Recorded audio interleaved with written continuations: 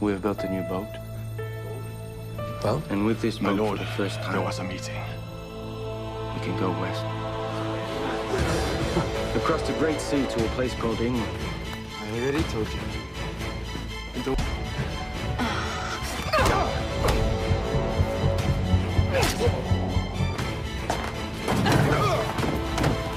I saved your life.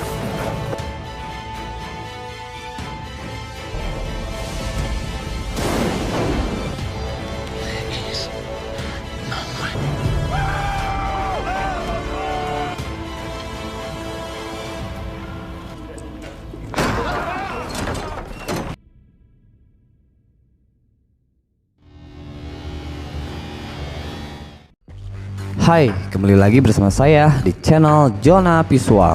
Yang pastinya kami akan menghibur kalian semua lewat film atau serial yang akan saya ceritakan. Sebelum itu, saya mengucapkan terima kasih sebanyak-banyaknya kepada kalian yang telah mengikuti kami. Namun, sebagai bentuk dukungan dari kalian, tak ada salahnya untuk klik tombol subscribe bagi kalian yang belum berlangganan. Dan like video ini sebagai apresiasi dari kalian. Saya mengingatkan kembali untuk kalian yang belum mengikuti serial ini dari awal untuk menonton terlebih dahulu episode sebelumnya yang saya sertakan linknya di deskripsi. Karena jika tidak, kalian akan sedikit kesulitan dalam memahami isi cerita. Jika sudah mengerti, mari kita mulai.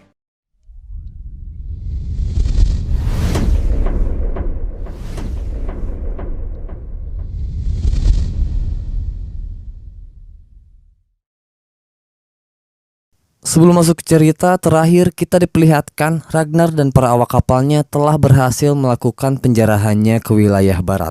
Dan mereka pulang dengan membawa hasil jarahan dan beberapa orang untuk dijadikan budak. Di awal episode ini, Ragnar dan para awak kapal tengah melakukan perjalanan pulang untuk kembali ke Kattegat. Tanpa ada hambatan yang pasti, nampaknya mereka menikmati perjalanan pulang. Terlihat dari raut wajahnya, kebahagiaan berpihak kepada mereka. Berbeda dengan para budak, mereka tak kuat menahan rasa dingin hingga salah satunya mati dan diceburkan ke dalam laut. Di tengah perjalanan, Ragnar menghampiri Athelstan yang terlihat sedang membaca sebuah buku, barang satu-satunya yang ia miliki. Di sini Ragnar dan Athelstan berkenalan dan Ragnar sedikit menanyakan tempat tinggal Athelstan. Athelstan mengatakan bahwa kejadian tersebut sudah tertulis dan hal itu merupakan kehendak Tuhan. Namun Ragnar mengatakan bahwa dirinya yang telah membiarkan Athelstan tetap hidup. Athelstan heran mengapa dirinya dibiarkan hidup oleh Ragnar. Tapi kayaknya si Ragnar memiliki alasan yang pasti untuk melakukan hal tersebut. Singkat cerita, mereka sampai di Kattegat dan di sana para penduduk telah menunggu kehadiran mereka. Pujian demi pujian mereka dapatkan dari orang-orang atas keberhasilan mereka menyeberangi lautan lepas.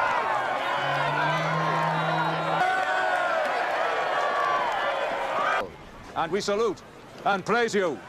Si pembelot yaitu Knut menghampiri Ragnar dan memberitahu bahwa mereka telah ditunggu oleh untuk menghadap di aula besar. Kemudian Ragnar beserta antek-antek memenuhi keinginan sang kepala suku yang telah menunggu di aula yang dimaksud. Di tempat itu Ragnar menunjukkan hasil jarahannya dan memberitahu bahwa di tanah barat ia tidak menemukan hambatan untuk mengambil harta tersebut. It was easy to take all of these things. Di sana Ragnar meyakinkan kepada semua orang bahwa di Inggris kemungkinan masih banyak tempat-tempat suci yang memiliki kekayaan yang serupa. Ragnar menambahkan bahwa keberhasilannya merupakan sebuah keberuntungan dan ia percaya bahwa Dewa Thor telah berpihak kepadanya. Namun semua itu tak cukup untuk membuat Earl mengakui keberhasilan Ragnar. Earl yang iri dengan keberhasilan Ragnar, ia mengklaim bahwa dirinya yang berhak memiliki seluruh harta tersebut. Mendengar hal itu, Ragnar keberatan karena ia membutuhkan upah untuk para awak kapal dan biaya untuk pembangunan kapal. Namun si licik ini menolak dan hanya membiarkan Ragnar beserta pasukannya untuk membawa satu barang dari seluruh harta yang ada di sana. Dari semua harta tersebut, Ragnar memilih Athelstan untuk dijadikan budak. Hal itu membuat Sigi tertawa kemudian diikuti oleh semua orang. I will take the priest. Bagaimanapun, Ragnar tetap memilih Athelstan dan hal tersebut dikabulkan oleh Earl Haraldsson. Sementara itu, Rollo yang merasa bahwa dirinya memiliki andil mempertanyakan sikap Ragnar yang telah membiarkan mengambil semua hasil jarahannya. Ragnar memberitahu bahwa hanya mencari alasan untuk membunuh mereka. Dan Ragnar meyakinkan Rollo bahwa semua ini hanyalah sebuah permulaan dari kesuksesan mereka. He was looking for an excuse to kill us. This is not the end. Di pihak lain, merasa di atas angin karena dirinya dengan mudah mendapatkan banyak harta tanpa harus berbuat apa-apa. Siggy mendukung sikap karena ia percaya bahwa Ragnar bukanlah lawan yang sepadan untuk sang suami. Setelah sekian lama, akhirnya Ragnar kembali ke rumah dan ia langsung disambut oleh anak-anak. Sama halnya dengan anak-anak, Lagertha menyambut Ragnar dan ia menanyakan hasil dari petualangan sang suami. Ragnar memberitahukan bahwa telah mengambil semua hartanya dan kemudian Ragnar memperkenalkan Athelstan sebagai budak yang ia bawa dari Inggris. Bjorn terlihat aneh dengan kepala Athelstan karena rambutnya hanya terpotong di bagian tengahnya saja. Athelstan memberitahu bahwa ia adalah seorang biarawan dan hal itu merupakan sebuah kewajiban untuk memperlihatkan bahwa dirinya adalah seorang pendeta. Di malam harinya, Ragnar dan Lagertha memuaskan hasrat mereka setelah beberapa hari kebelakang keduanya tidak berhubungan badan. Di ruangan sebelah, Athelstan yang sedang membaca kitabnya terganggu dengan suara rintihan dari majikannya yang tengah melakukan hubungan intim. Kemudian Ragnar dan Lagertha menghampiri Athelstan dan memintanya untuk bergabung dengan mereka. Come and join us, priest. Ya, dengan sungguh-sungguh Lagertha merayu Athelstan dengan memperlihatkan lekuk tubuhnya. Namun Athelstan yang teguh dengan keimanannya, ia menolak dan mengatakan bahwa ia telah bersumpah untuk tidak menyentuh wanita. Lalu Ragnar dan Lagertha melanjutkan hubungan mereka. It would be a sin. Who would know? Di esok harinya, Athelstan berganti pakaian dan meratapi nasibnya yang kini telah menjadi seorang budak.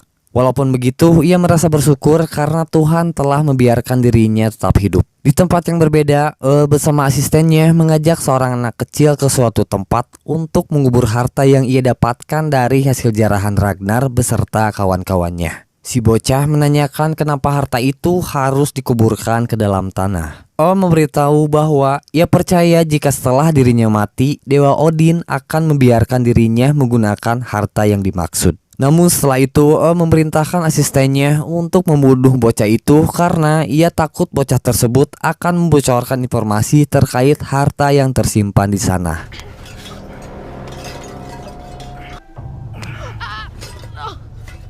Sementara itu, Ragnar dan Athelstan terlihat lebih akrab walaupun dalam hal ini Athelstan hanyalah seorang budak. Tidak seperti budak lainnya, Athelstan mendapatkan perlakuan baik dari Ragnar dan ia terlihat sangat patuh kepada majikannya. Di kesempatan ini, Ragnar mencari tahu tentang kerajaan di Inggris dan tempat-tempat yang ada di sekitarnya. Berbeda dengan orang-orang lainnya, Ragnar menggunakan budak untuk menggali informasi yang lebih mendalam. Athelstan menjelaskan bahwa di sana terdapat 4 kerajaan yang masing-masingnya dipimpin oleh seorang raja. Tempat yang berhasil ditaklukkan oleh Ragnar bernama Lindisfarne di kerajaan Northumbria. Dan di sekitar tempat itu terdapat biara dan kota besar yang memiliki harta yang sangat berlimpah. Athelstan menambahkan bahwa orang-orang Kristen memberikan harta-hartanya kepada gereja dan biara untuk menyelamatkan jiwa mereka. Pagi harinya, Ragnar membawa Athelstan untuk bertemu dengan Haraldsson. Di tengah perjalanan, Athelstan berhenti sejenak setelah melihat teman-temannya yang telah mati tergantung di pinggir jalan.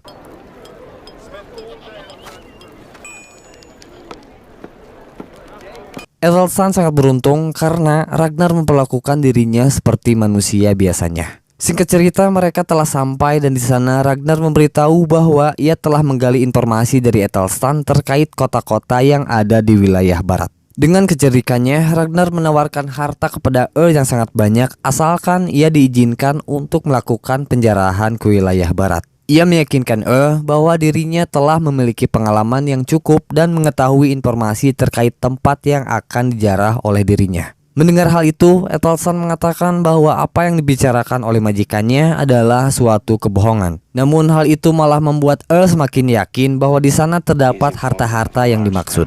Near to the temple there are temples, and surely other we raided before. And in this town there are other. No, I was lying. There's nothing there. menyanggupinya dengan syarat Ragnar mengikut sertakan prajurit kepercayaannya yaitu Knut ke dalam perjalanan tersebut. Melakukan hal ini bertujuan untuk mencari tahu teknik apa yang digunakan Ragnar untuk mengarungi lautan lepas. Find out what it is.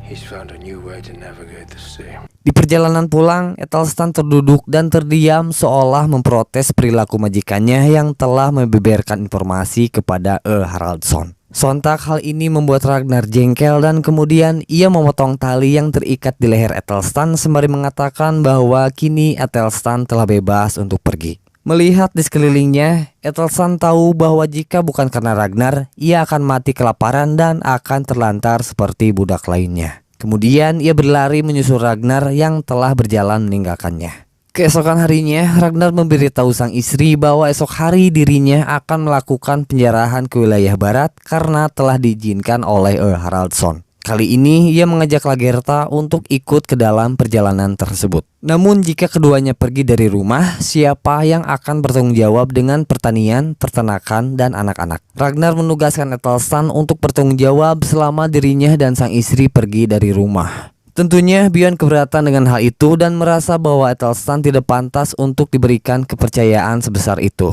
Kemudian Lagertha mengancam akan mengeluarkan paru-paru dari tubuh Ethelstan jika anak-anak tertimpa dalam bahaya.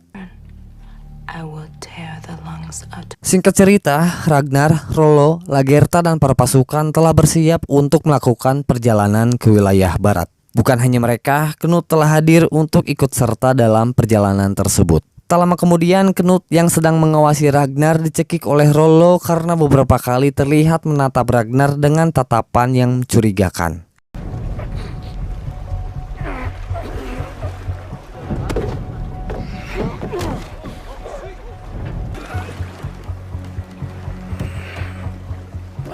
Answer me this, Knut.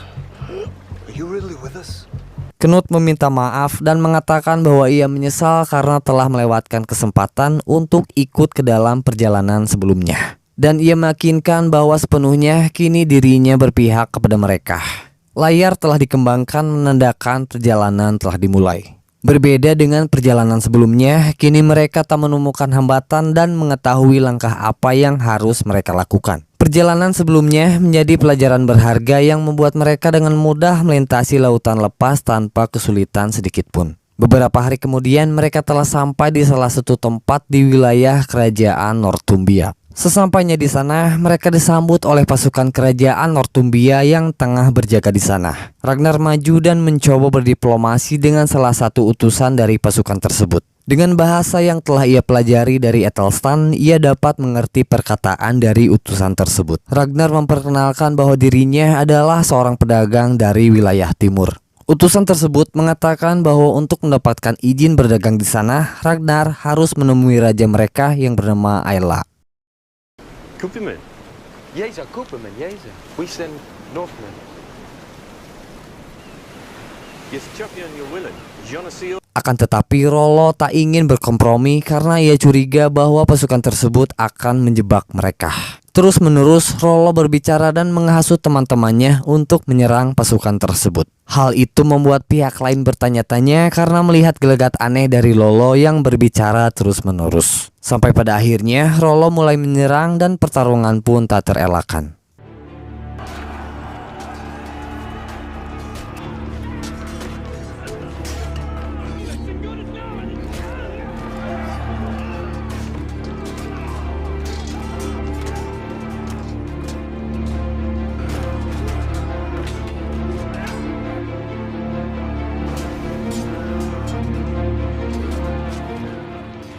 Pertempuran dimenangkan oleh pihak Ragnar dan salah satu pasukan dari kerajaan Northumbria berhasil lolos. Bagaimanakah petualangan mereka untuk menaklukkan wilayah tersebut? Semuanya akan terjawab di episode selanjutnya. Cukup untuk episode ini dan tunggu kami di episode selanjutnya.